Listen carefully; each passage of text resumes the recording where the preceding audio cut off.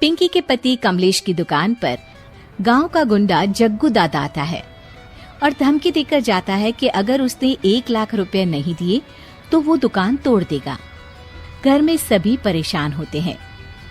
अरे सत्यानाश हो उस जग्गू का, अच्छा खासा लड़का था, पता नहीं क्यों गुंडागर्दी करने लगा, किसी की भी जमीन हड़प लेता है और अब हमारी दुकान के पीछे पड़ा है नास पीटा। मेरे तो कुछ भी समझ में नहीं आ रहा कि मैं क्या करूं। अरे बेटा, मैं तो कह रही हूं कि 1 लाख रुपए दे दो और छुट्टी पाओ इस जग्गू दादा से। नहीं माँ, मेहनत की कमाई है, ऐसे कैसे दे दूं? मैं तो 1 रुपया भी नहीं देने वाला उसे। अरे पैसा तो दोबारा भी कमा लेंगे, पर जान है तो जहान है। नहीं पिताजी, मैं नहीं दूंगा पैसे, मैंने फैसला कर लिया है। पिंकी कमरे में आकर सोचने लगती है, मेरे पति के ऊपर ये कैसी मुसीबत आ गई है। हे भगवान, क्या करूं मैं? तभी उसे जादुई पत्थर से आवाज सुनाई देती है, दन दना दन दन दन दन, जो चाहे वो तू बन। अरे हाँ, मैं भी कितनी भुलक्कड़ हूँ, मेरे पास तो जादुई पत्थर है, पर मैं क्या करूं? जग्गू दादा तो बहुत बड़ा गुंडा है, उसका सामना मैं कैसे कर पाऊंगी? पर मुझे ये करना ही होगा। पिंकी प्लान बनाती है और उसे एक आइडिया आता है और वो आइडिया वो सबको बताती है। सुनिए, मेरे पास एक प्लान है, आप जग्गू दादा को पैसे देकर उन्हें घर पर खाने पर बुलाइए। सब ये सुनकर दंग रह जाते हैं। लो और सुनो, अरे वो तुम्हारे दूर के चाचा नहीं है जिसको खाने पर बुलाया जाए, जग्गू दादा है, इस गांव में सबसे अमीर और 1 नंबर का गुंडा। ओफो सासू माँ, मैं जो कह रही हूँ वो करके तो देखिए। मैं आपको यकीन दिलाती हूँ कि कल के बाद जग्गू दादा हमें कभी परेशान नहीं करेगा। पिंकी के कहने पर कमलेश जग्गू दादा को रुपए देता है और उसे अपने घर खाने पर बुलाता है। अरे भाई, मानना पड़ेगा कमलेश, काफी तरक्की कर लिया है तुमने।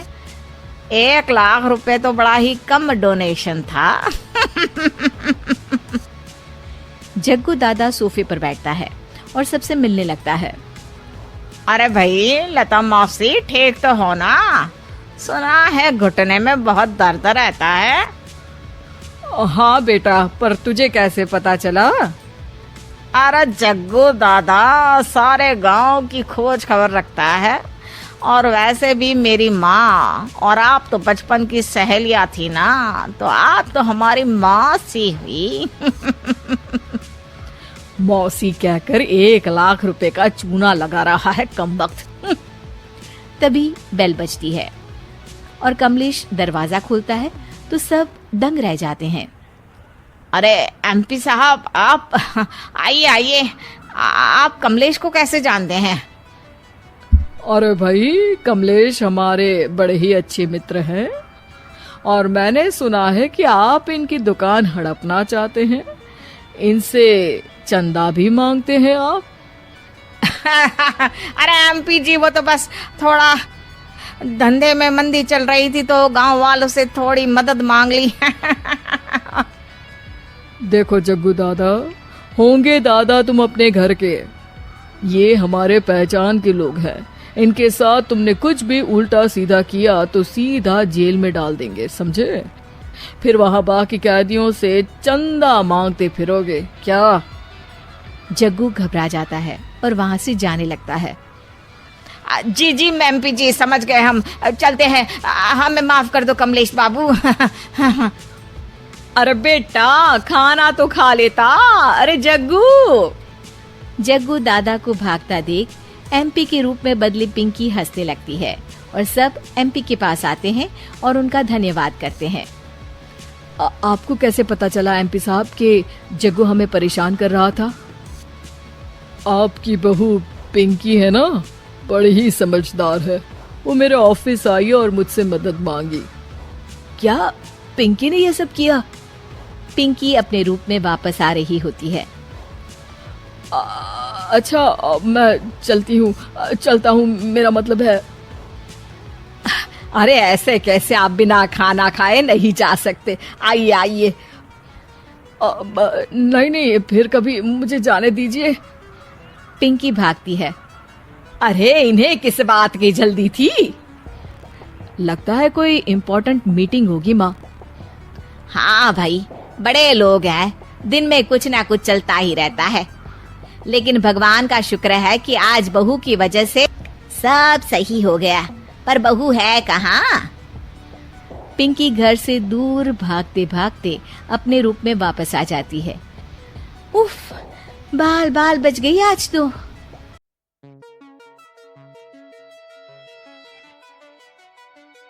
अंकित और अनु भाई बहन थे। माँ बाप के देहांत के बाद बड़ी बहन अनु ने दिन रात मेहनत करके अंकित की देखरेख की और उसे पढ़ा लिखा कर पैरों पर खड़ा किया था। दोनों भाई बहन खुशी खुशी रह रहे थे। एक दिन, दीदी मुझे जॉब मिल गई है। अरे वाह भैया, तेरी मेहनत सफल हुई। मेरी मेहनत नहीं दीदी, आपकी मेहनत। अगर पापा के निधन के बाद मेरी जिम्मेदारी आप न उठाती तो ये सब नहीं हो पाता। मेरी सफलता सिर्फ आपके बलिदान की वजह से है दीदी। कुछ महीनों बाद अंकित की शादी सीमा से हुई। सीमा बड़ी ही चालाकी से अनु से मीठा मीठा बोलकर घर का सारा काम करवा लेती थी और खुद अंकित के साथ घुमा फिरा करती थी। वैसे तो वो सिर्फ खाना बनाने का काम ही घर में करती थी, लेकिन अब उसे उससे भी छुटकारा चाहिए था। इसीलिए एक दिन, दीदी मेरे हाथ का खाना अंकित को पसंद नहीं आता, क्या आप खाना बना दोगी प्लीज? अरे हाँ हाँ, ये भी कोई कहने की बात है, जरूर। सीमा इस बात से मन ही मन बड़ा खुश होती है और अगले दिन के झाड़ू पोछे के काम से छुटकारा पाने के लिए एक और तरकीब लड़ाती है। हॉल में जोर जोर से कराहने लगती है। उसके कराहने की आवाज सुनकर अनु हॉल में भागती हुई आती है। क्या हुआ सीमा? दीदी, लगता है मेरी कमर अकड़ गई है। वो क्या है ना, मुझे झाड़ू पोछा करने की आदत नहीं है ना। मेरी मम्मी पापा ने मुझसे कभी ये काम नहीं करवाया। अरे कोई बात नहीं, झाड़ू पोछा ही तो है, मैं कर लिया करूंगी। ऐसे ही धीरे धीरे सीमा ने घर के सारे कामों का बोझ अनु पर डाल दिया। घर का सारा काम अनु करती थी, फिर भी सीमा को अनु से छुटकारा चाहिए था। इसलिए एक दिन वो अंकित के ऑफिस से लौटने से ठीक पहले ढेर सारे कपड़े लेकर धोने का नाटक करने बैठ जाती है। अरे सीमा, इतने कपड़े? अब क्या करूं, अकेली पड़ जाती हूँ, करना तो मुझे ही है ना। अरे दीदी से मदद ले लेती। अच्छा, ताकि सारा जमाना कहे कि भाभी बड़ी ननद से काम करवा रही है। और वैसे भी दीदी ने तो साफ कह रखा है मुझे कि तुम आज जो भी हो सिर्फ उनकी वजह से हो, इसीलिए अगर उनके बनाए इस घर में रहना है तो काम करना ही पड़ेगा। ये सब सुनकर अंकित को बहुत गुस्सा आ गया। उसने अनु को बुलाकर कहा, दीदी ये घर पापा ने बनाया था और इसमें मेरा भी हिस्सा है और मुझे वो चाहिए। ये सुनकर अनु को बुरा तो लगता है, मगर वो दूसरे ही दिन घर का बंटवारा करने के लिए वकील के पास चली जाती है। वहां से लौटते हुए अनु का एक्सीडेंट हो जाता है, जिससे वो दोनों पैरों से अपंग हो जाती है। अब मजबूरन उसकी पूरी देखरेख सीमा को करनी पड़ती है। एक दिन सारे कामों से थक कर सीमा अंकित से कहती है, अजी सुनते हो, अब मुझसे तुम्हारी ये बहन की सेवा ना होगी। अगर कल तक तुम इसका बंदोबस्त नहीं करते तो मैं घर छोड़कर चली जाऊंगी। अरे ये कैसी बातें कर रही हो? इस हालत में वो कहाँ जाएंगी? मैं कुछ नहीं जानती, बस कल ये इस घर में मुझे दिखनी नहीं चाहिए। अंकित अपनी बीवी की जिद के आगे हार मान लेता है और अनु को शेल्टर होम में छोड़ आता है। 3 महीने बाद, अजी सुनते हो, ये आपके लिए एक पार्सल आया है, ये लीजिए। अरे इसमें तो घड़ी है और एक चिट्ठी भी है। दिखाइए तो। अरे वाह, बड़ी ही सुंदर घड़ी है, लेकिन ये आपको भेजी किसने? पता नहीं, शायद चिट्ठी में कुछ लिखा हो। आशा करती हूँ ये घड़ी तुम्हें पसंद आएगी। रक्षाबंधन की बहुत शुभकामनाएं, तुम्हारी दीदी अनु। चिट्ठी पढ़कर अंकित की आंखें भर आती है। मैं दीदी को लेने जा रहा हूँ सीमा। अरे घड़ी भेज तो दी उन्होंने, अब क्यों जाना उनके पास? देखा सीमा, दीदी हमसे दूर जाकर भी हमारे बारे में ही सोचती है, और एक हम है जो उनकी सेवा से बचने के लिए उन्हें शेल्टर होम छोड़ा है। तुम्हारी बातों में आकर मुझसे ये क्या पाप हो गया। मैं जा रहा हूँ दीदी को लेने, और जब मैं वापस आऊं तो तुम मुझे हमारे घर में मत दिखना। इतना कहकर अंकित अनु को लेने निकल जाता है। वहां पहुंचकर, दीदी मुझे माफ कर दो, मैं तुम्हें लेने आया हूँ। भाई आज तो राखी है, आज तो मैं मना कर भी नहीं सकती। दोनों घर पहुंचते हैं। अरे सीमा, तुम अभी तक यहीं हो? निकल जाओ इस घर से। अरे वाह अंकित, फिर वही गलती कर रहे हो तुम। सीमा, तुम कहीं नहीं जाओगी। दीदी मुझे माफ कर दो, मुझसे गलती हो गई। सीमा, आज ये समय माफी मांगने का नहीं है, राखी की तैयारी करने का है। चलो तैयार हो जाओ, तुम्हारे भैया के घर भी तो जाना है ना। ये सुन सीमा अनु के गले लग जाती है।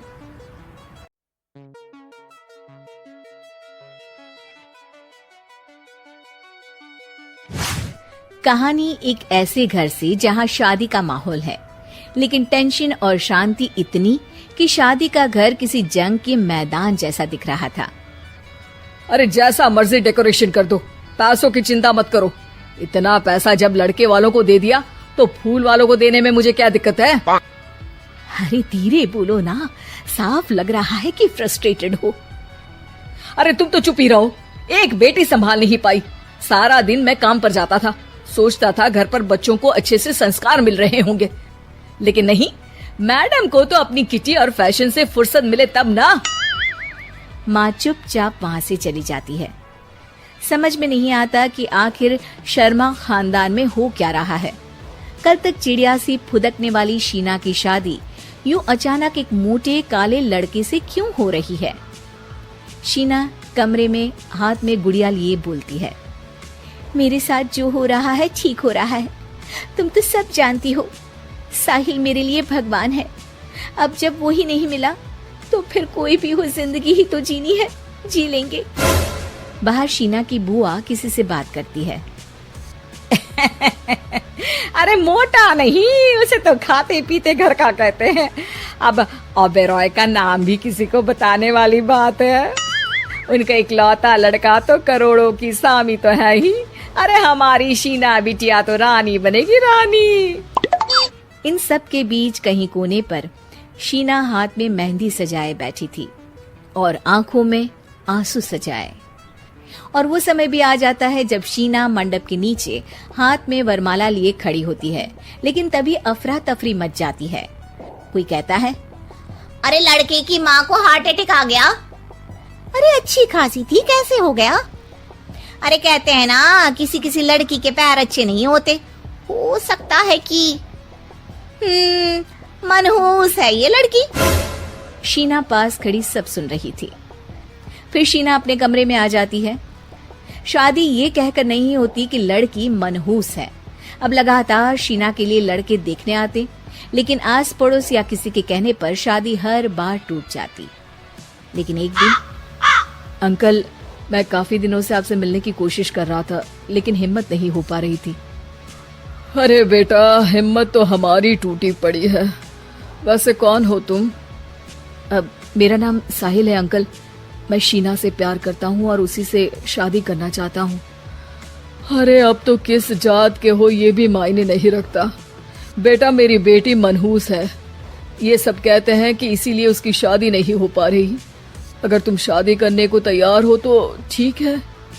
शीना की शादी साहिल से हो जाती है। अगले दिन साहिल की माँ का देहांत हो जाता है और एक बार फिर लोग शीना को अपशकुनी कहने लगते हैं। अरे खा गई दीदी को ये। अरे क्या जरूरत थी साहिल किसी मनहूस को घर लाने की? पर बुआ, माँ की तो तबीयत पिछले कई साल से खराब थी। डॉक्टर्स ने जवाब दे दिया था। क्या पता ये भी उनका सौभाग्य हो कि वो बहू का मुंह देख पाई। अरे बहू का मुंह देख पाई, या ये कह लो कि बहू का मुंह देखते ही स्वर्ग लोक सिधार गई। खैर, हमें क्या, घर तुम्हारा है, हम तो चले।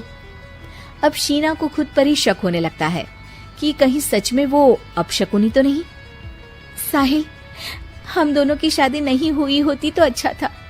देखो ना, कैसे पहले मेरी शादी टूटती थी और अब तुम्हारी माँ भी। अरे ऐसा कुछ नहीं होता शीना, अपशकुनी वगैरह कुछ नहीं होता। ये सब तो ईश्वर के खेल हैं। वो शादी तुम्हारी इसलिए टूट गई क्योंकि तुमको मेरी पत्नी बनाना था, और माँ का जाना तो तय था। वो काफी बुजुर्ग थी, साथ ही एक ऐसी बीमारी से जूझ रही थी जिसमें डॉक्टर्स भी उन्हें नहीं बचा पाते। शीना साहिल की बात सुनकर तसल्ली कर लेती है और वहां से चली जाती है। अगले दिन शीना, अरे ओ शीना। क्या हुआ? उफ, कहीं फिर मेरी वजह से कोई नुकसान? अरे नहीं नहीं शीना, तुम जानती हो जिस प्रॉपर्टी के केस को हम बरसों से लड़ रहे थे उस पर फैसला आ गया, वो भी हमारे हक में। अब हम करोड़पति हो गए शीना। शीना शांत रहती है। अरे क्या हुआ? करोड़ पत्नी बनकर तुमको खुशी नहीं हुई? शीना की आंखों में पानी आ जाता है। चलिए जी, कुछ तो अच्छा हुआ मेरी जिंदगी में आकर आपके साथ। साहिल शीना को गले लगाकर कहता है, मेरी नई नौकरी भी तुम्हारे ही आने से लगी, ये प्रॉपर्टी का केस जीता, सब कुछ तो तुम्हारे आने के बाद ही हुआ, फिर तुम मनहूस कैसे? ये सुनकर शीना खुश हो जाती है।